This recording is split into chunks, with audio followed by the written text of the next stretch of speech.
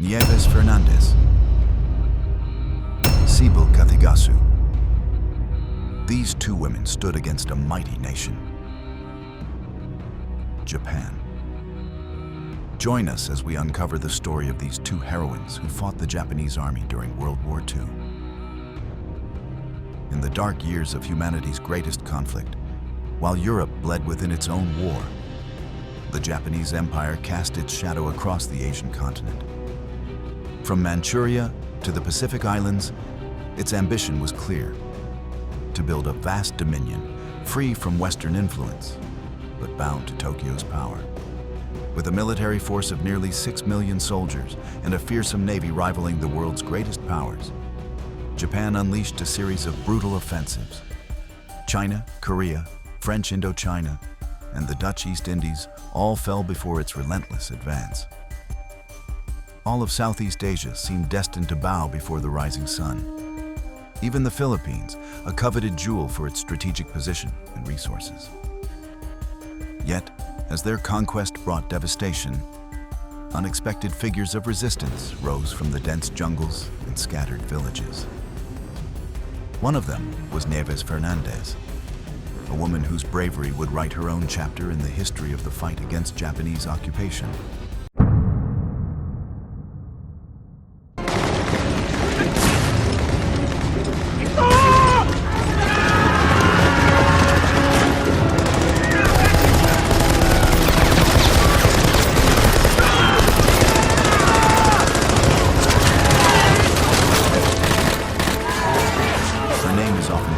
Skill in killing hundreds of enemies. But before bombs ripped through the skies over the Philippines and the rising sun banner waved above its villages, Nieves Fernández was simply a school teacher. Every morning, she walked the dusty roads to her small school in Tacloban on the island of Leyte. There, she taught children to read, write, and dream, never imagining it would all soon turn into a nightmare. Besides teaching, Fernández owned a modest business to supplement her income, a provisions shop she ran with care. She led a simple but purposeful life. However, when Japanese imperial forces invaded the Philippines in 1942, everything changed. Nieves saw her school closed, her shop looted, and the life she had built crumble beneath the weight of occupation. The Japanese would commit large-scale atrocities in the area, and it's believed that around 500,000 Filipinos died during the Japanese occupation. Many women were stolen and were forced to work as comfort women for the Japanese army, and they were kidnapped on the streets. Also, the Japanese ordered large-scale executions and massacres, and they committed scores of atrocities against Allied soldiers in the area too. The Japanese occupation was merciless. Imperial soldiers carried out systematic massacres of Filipinos, sparing neither combatants nor civilians. Entire villages were burned to the ground. Women were routinely raped, and those who resisted met fatal ends. Men were tortured to death or forced into hard labor. Testimonies described severed heads and mutilated bodies left as warnings along the roads. Terror became a part of daily life. Amid these horrors, what tormented Nieves Fernández most was the fate of her students. Many vanished, captured, or brutally murdered, victims of a violence that spread like a wildfire out of control. But Nieves Fernández was living dangerously, and as she was also a school teacher, she was concerned that her students would be forcibly taken by the Japanese, and she also worried for herself. She worried that her female students would be kidnapped and forced into comfort stations, and Fernández then decided that enough was enough. She took up arms against the occupation.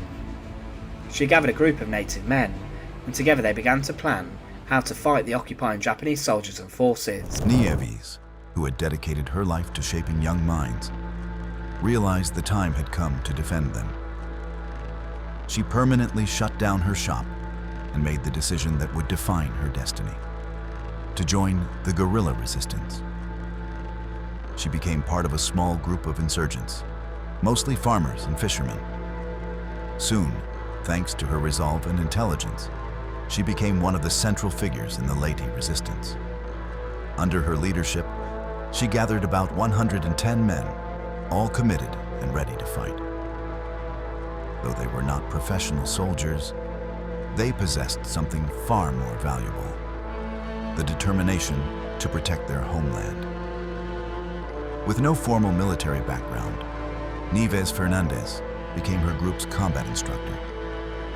She trained them in guerrilla tactics, swift ambushes, silent strikes, strategic retreats. She taught them to craft improvised weapons and trained them in the use of the bolo knife, a traditional Filipino machete.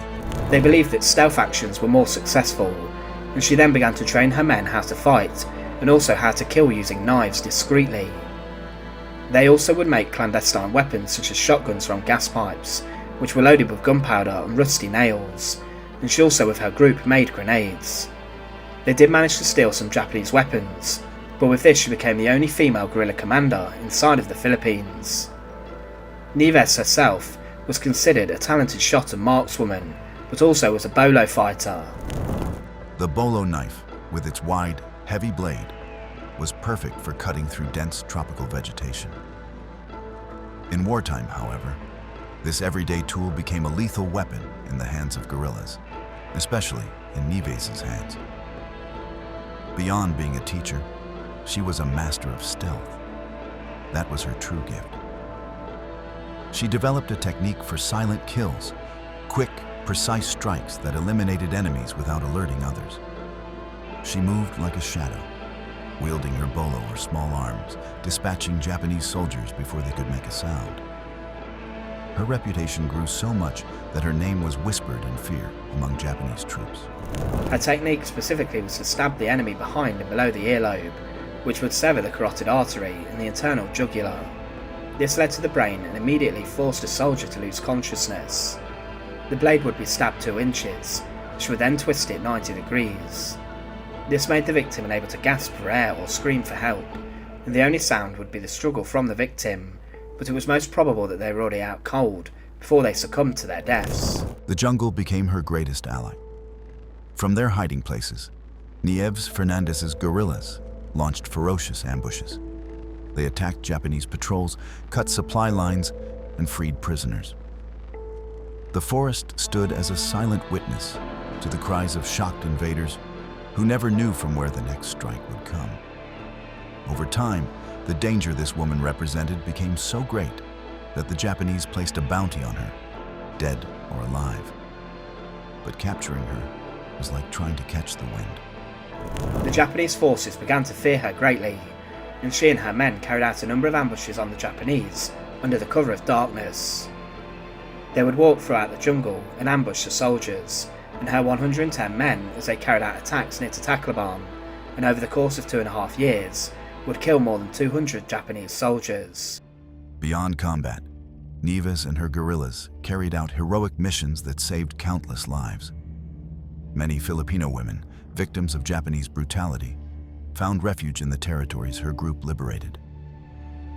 Once captives destined for sexual exploitation, they were rescued in daring operations that defied all odds. For many, Fernández was not just a commander, but a savior. When U.S. forces returned to the Philippines in 1944 to liberate the archipelago, they found in Nieves' guerrilla army a formidable ally. By then, she and her 100 men had already freed multiple villages, neutralized numerous enemy patrols, and saved dozens of women and children from horrific fates. With the war over, Nieves Fernández hung up her bolo knife, put away her shotgun, and returned to her first love, teaching. She went back to her classroom, rebuilt her school, and continued to educate generations of children who, thanks to her courage, could grow up free. Her country honored her as a war heroine, and the United States also paid tribute, recognizing her valor in the fight against Japanese occupation. Nieves Fernández showed the world that courage doesn't always wear a uniform. Sometimes it wears a simple dress and holds a piece of chalk. But when the time comes, it can also wield a bolo to defend a nation's dignity. Yet that Filipino teacher was not the only heroine to rise during World War II. When Japanese bombers roared across the skies of Malaysia in December 1941, one of the darkest chapters in its history began. The invasion ended British rule in the region, but at a heavy price. Within weeks, Imperial troops advanced without mercy from the north. crossing from Thailand and crushing British defenses. Singapore, then known as the Gibraltar of the East, fell soon after, in February 1942. All of Malaysia was placed under Japanese occupation, a regime that brought fear, hunger, and violence to every corner of the land.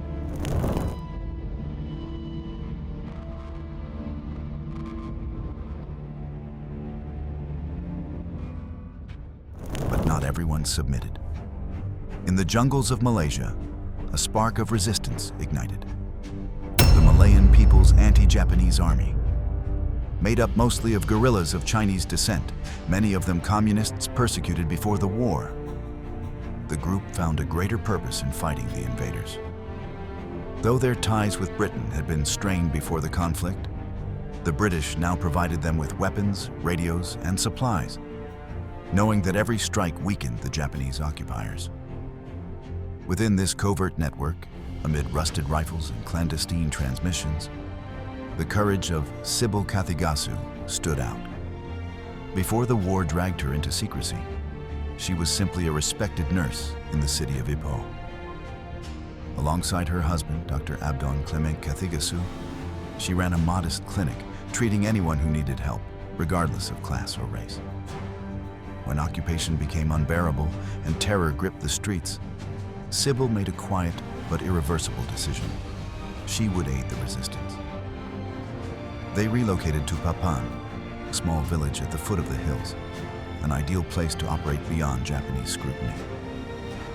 From their seemingly ordinary home, she and her husband built a clandestine base. They treated wounded guerrillas, hid medical supplies, stored secret messages, and most importantly, operated a hidden radio. Their only window to the outside world and to the Allied forces supporting the resistance.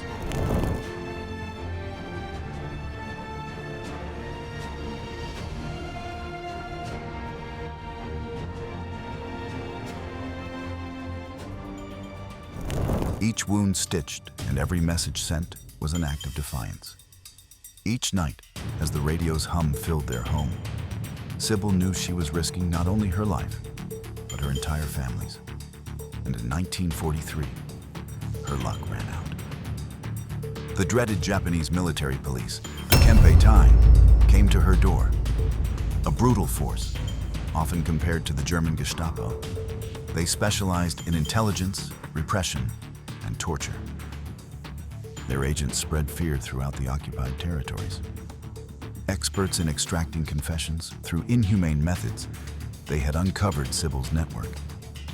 She was arrested and taken to an interrogation center. There, her ordeal began.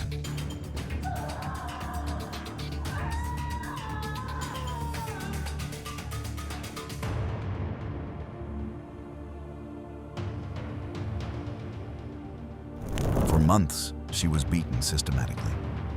Several bones were broken.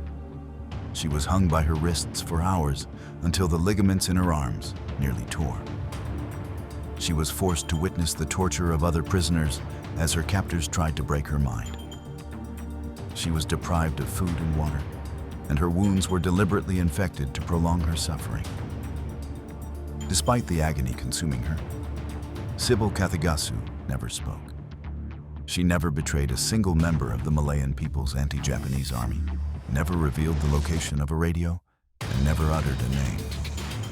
Her resistance was not fought with weapons, but with unshakable inner strength. Kamu bohong lagi.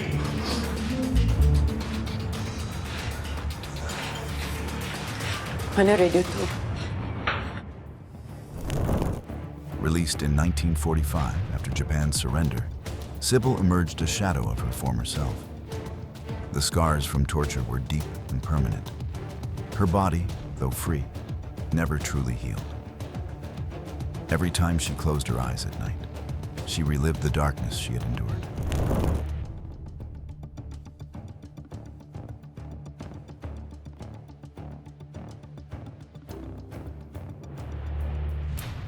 On June 12, 1948, at 48 years old, Sybil Kathigasu died in the United Kingdom, far from home, but with her honor intact.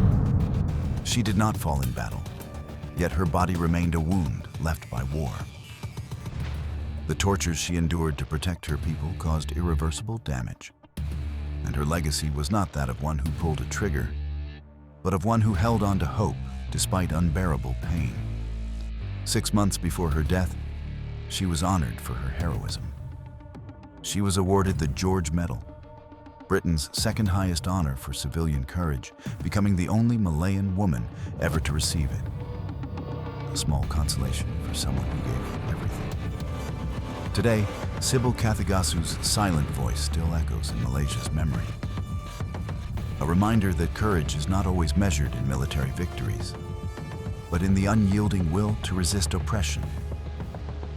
In every war, great generals and dates are remembered for posterity. Yet there are also smaller, almost invisible stories of immeasurable value. Voices nearly drowned by cannon fire, but somehow surviving oblivion. Nieves Fernández, wielding her bolo knife in the jungles of the Philippines, and Sybil Kathigasu, enduring secret radios and inhuman torture in Malaysia, are two examples of that other war. A war not fought on battlefields, but in the hearts of people determined never to surrender. Like them, there will always be those who choose to resist the powerful, even the impossible. They prove that courage requires neither military training nor medals to be real, and that, in the darkest times, history is also written in jungles, villages, hidden hospitals, and in the will of those who, even with empty hands, dared to defend their land. And so, we reach the end. Join us in our next episode as we continue exploring military history